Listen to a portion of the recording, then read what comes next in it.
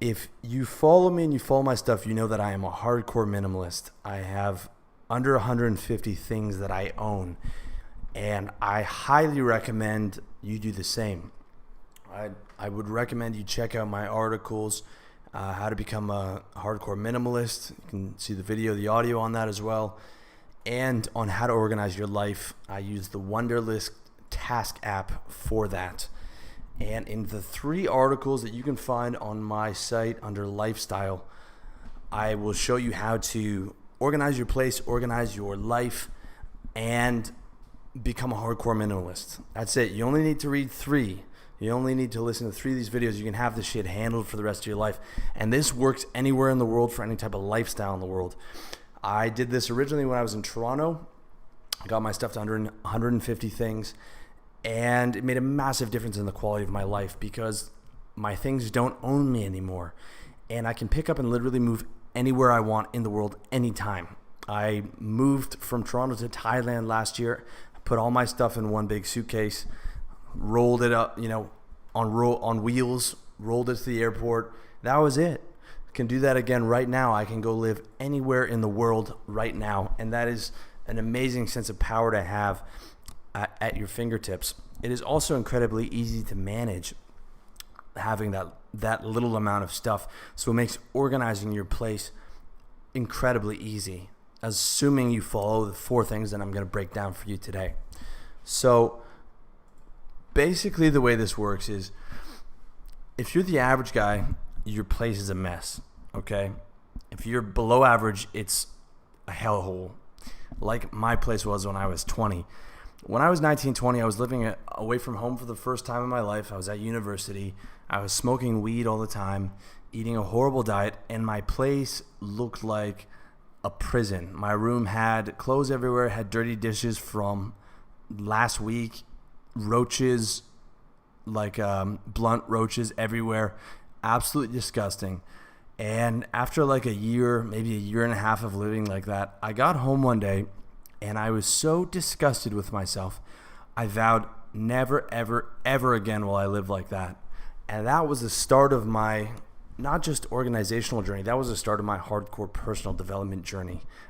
I got to a point of pain where I realized I had to make a change, and I was never going back to that way of life that I used to live. And I never have, by the way.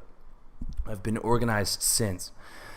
And this is where you need to get to. You need to get serious about it, okay? You need to be serious about your personal development. If you're not, you can just stop listening right now because you're not going to change. You're not going to get organized unless it's a serious priority for you. And the reason why organization should be serious for you is you cannot become self-actualized, and you cannot become serious and successful in your personal development goals if you're not organized, okay? There are no successful people who are not either organized or pay people to be their assistants who are organized. It is impossible because the amount of you're going to be doing 5 or 6 times the amount of stuff the average guy's doing, right? I've got my business. I've got audios, videos, articles, weightlifting, supplements, women, all these things. And I'm constantly reading, constantly trying to develop, constantly trying to evolve. There is no way to be able to do all the stuff that I want to do. Even now I don't have time to do all the stuff I want to do. Even now when I'm ultra organized. If I wasn't organized, I wouldn't even be in the ballpark. I probably wouldn't even have this business because it's impossible to have a business when you're disorganized. When you look around and you see order, it is very easy to focus all your energy on your mission. And when you see a mess, you feel like a loser because disorganization is a loser characteristic. And when your place is messy, you can never fully relax. Okay, that's something that you're going to notice when you clean up, is you're going to feel this great sense of relaxation. And I remember that the first time I really cleaned everything up, I felt like it was like the first deep breath that I could take in a long time.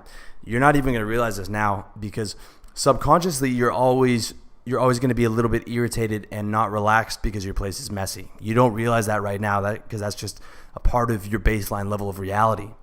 But when you clean up, you're going to see how much more relaxed you feel and how much more that mess was hampering you.